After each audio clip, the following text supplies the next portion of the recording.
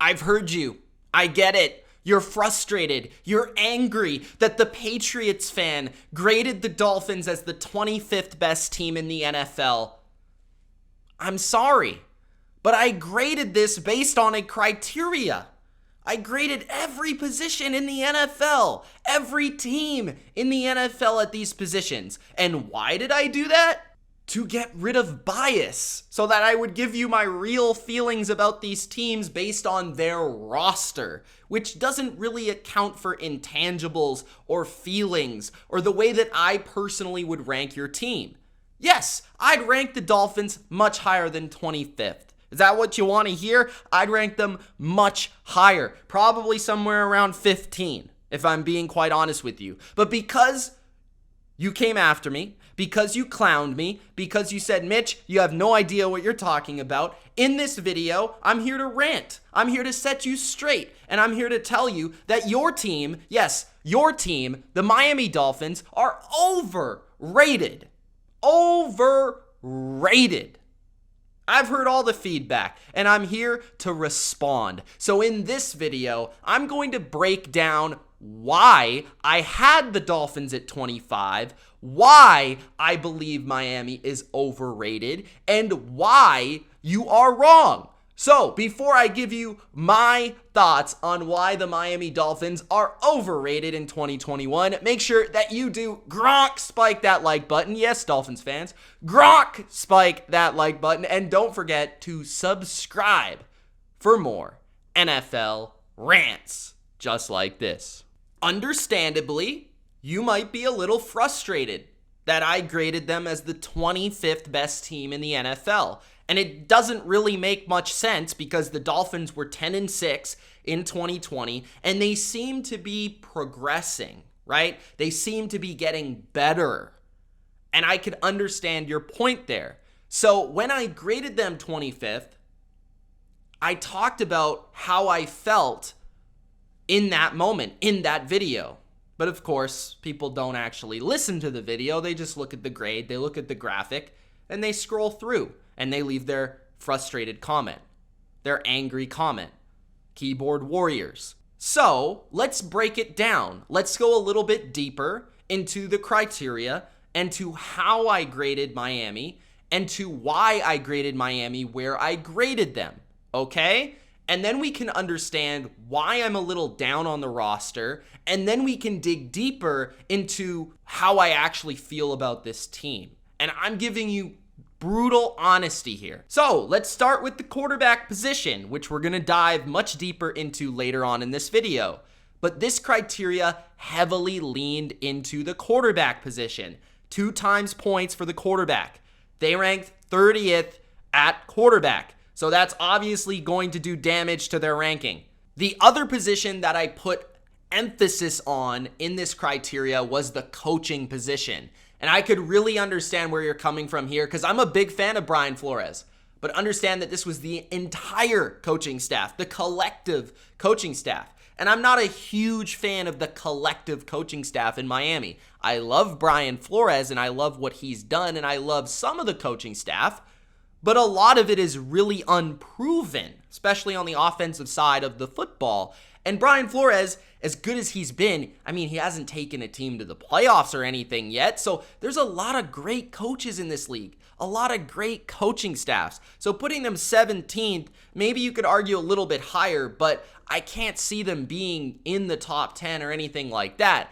Secondary, obviously their elite position. Their elite position group, by far their best position group. It's not even particularly close, and they deserve to be where I rank them. They are elite, and they showed that last year. Great corners, underrated safeties in my opinion, and they will be awesome once again in 2021. If not anything, they really got better, adding a veteran like Justin Coleman. I think that's solid.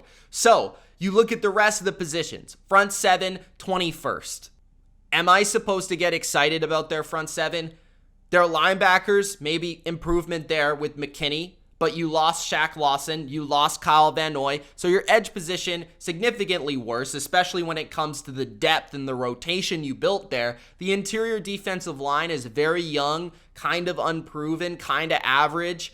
Nothing crazy there. Doesn't get me super pumped, super excited, but nothing bad. I wouldn't say that either.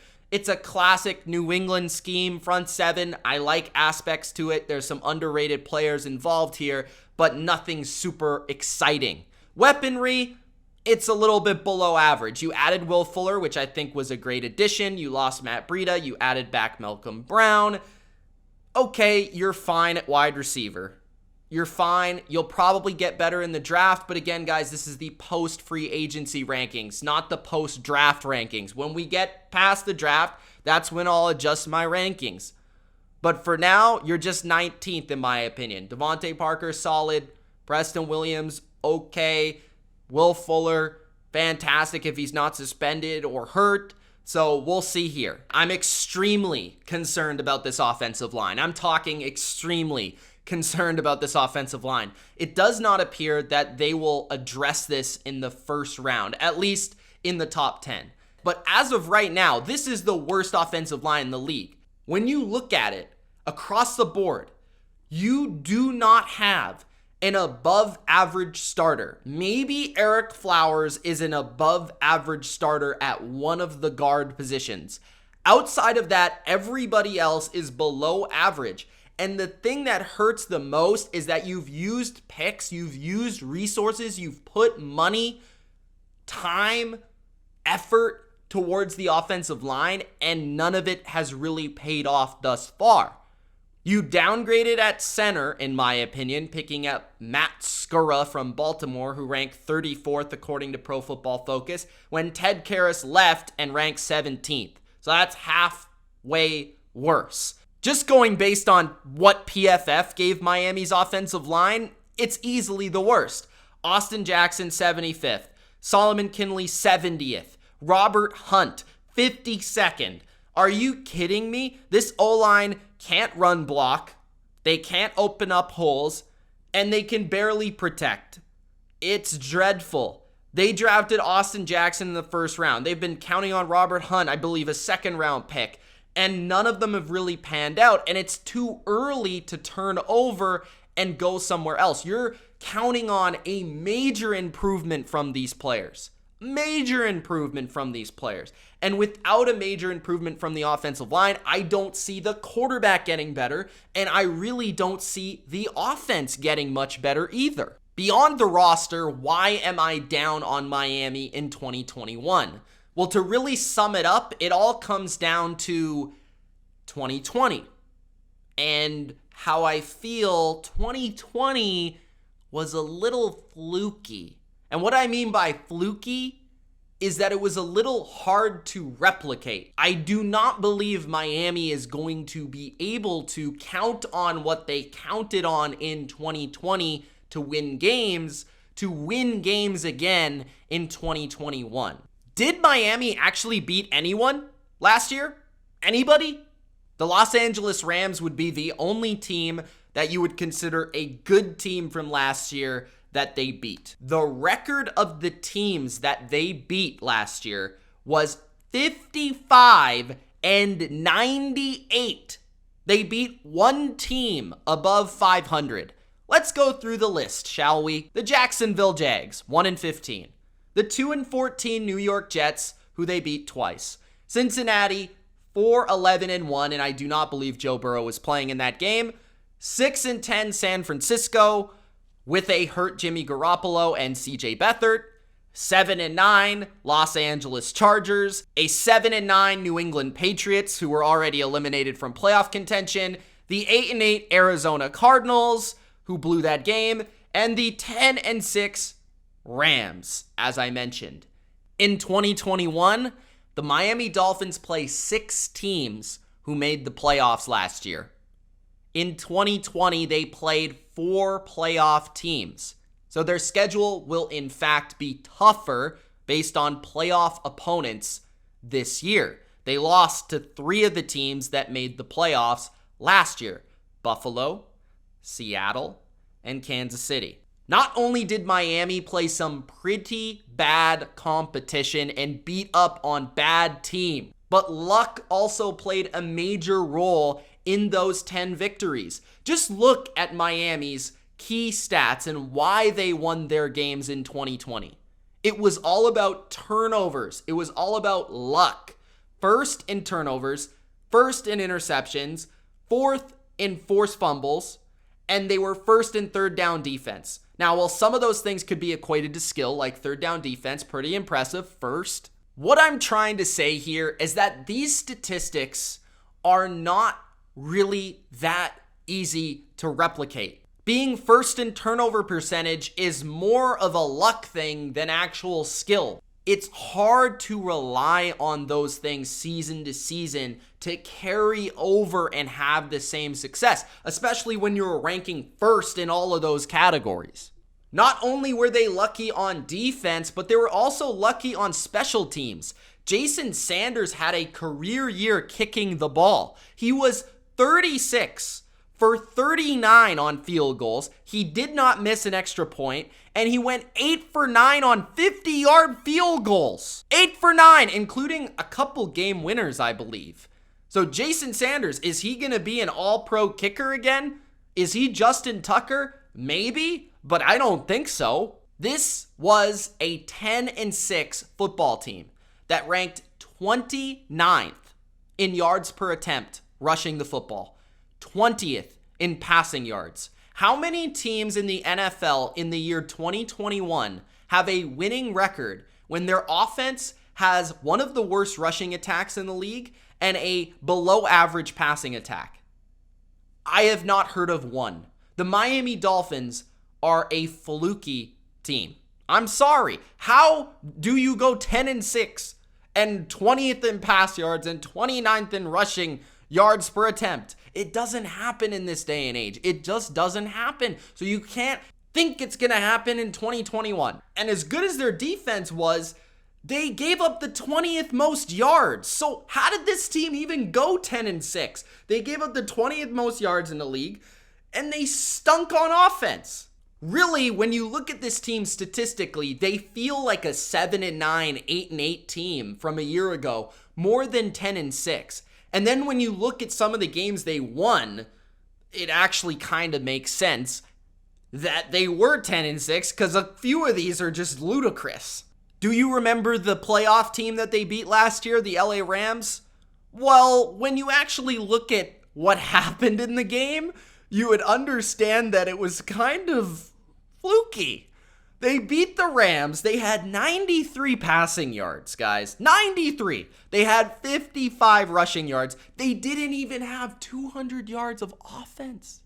Not even 200. You look at how they scored. A return touchdown, a fumble return for a touchdown, a fumble return to the 1-yard line, and an interception inside Rams territory. Are you kidding me? Do you expect that to happen again when you play a playoff team in 2021? Not only that, but they were outgained significantly. I mean, significantly. I think over 300 yards, something close to that.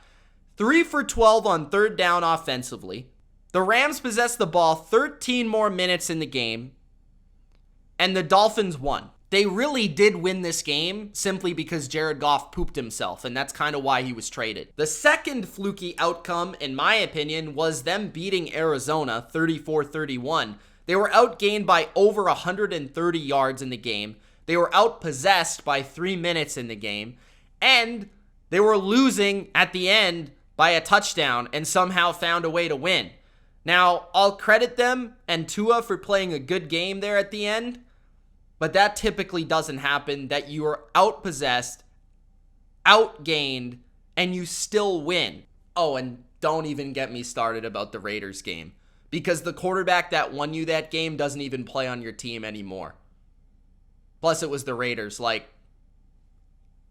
Is the Raiders. Speaking of the quarterback position, let's get to Tua, shall we? So Tua, to me, is easily one of the worst starters in the NFL, and will be in 2021. I just don't see it with this guy. I'm not trying to hate. This is just my opinion. He's physically not that special. He's kind of small.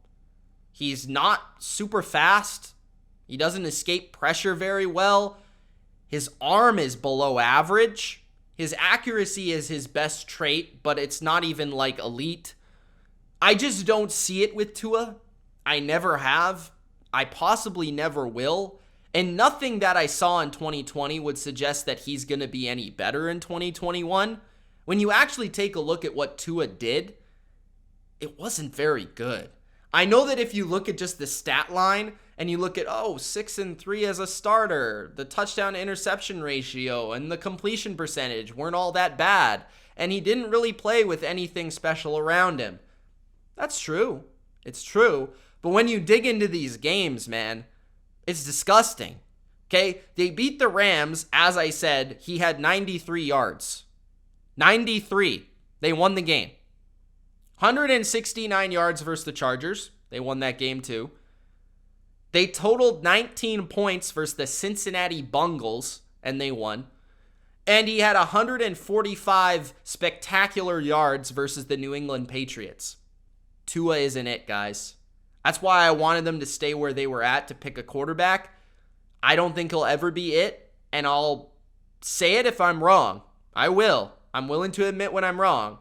But I don't believe he's going to be anything special this year, and I think you have one of the worst starting quarterbacks in the NFL. Now that you've made it to the end of the video, let's rank the Miami Dolphins in the AFC right now. Here are the teams that I think are better than Miami in the AFC.